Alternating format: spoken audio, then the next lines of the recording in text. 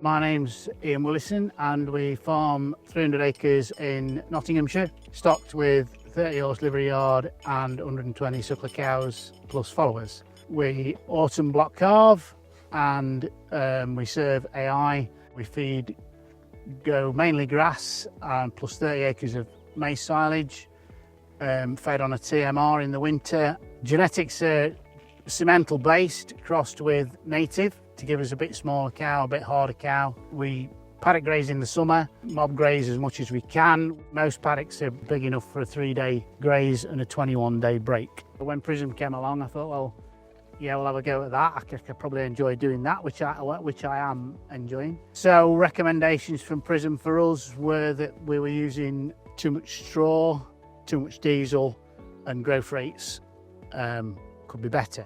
Where the figures fall down is that all the females are either kept for breeding themselves or sold as breeding heifers, and it's just there's no financial need for us to feed those to grow any faster. They achieve the goals that we want and the buyers want without concentrates. We feed TMR, so if we're short of food, it's easy for us to bang a bit of straw in the diet feeder.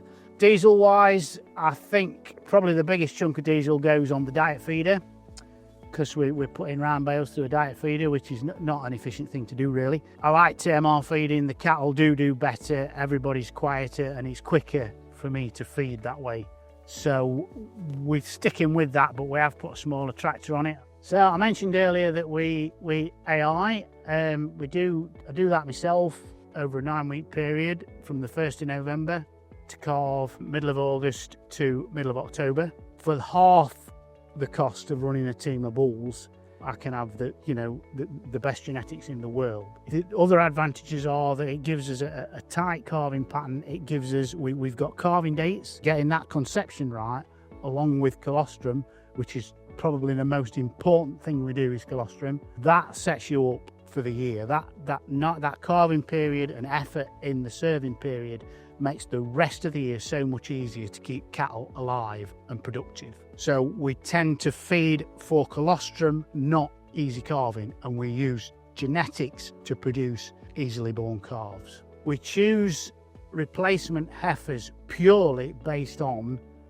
conception and calving ability. The best way to reduce carbon footprint is to be as efficient as possible. Well, I'm quite happy to give my cows whatever they need to be as efficient as possible, and I personally think that is the way towards improving carbon footprint. Finding your sweet spot and producing as much as you can from your farm and your capabilities. I like doing new things every year. I think things evolve every year, and I think if we all look back 5 years, you probably can't imagine you try and plan your life out, you try and plan your business, but a lot of this stuff just happens. And I like that challenge. I like the challenge of farming in general. For more case studies and webinars, go to our PRISM YouTube channel.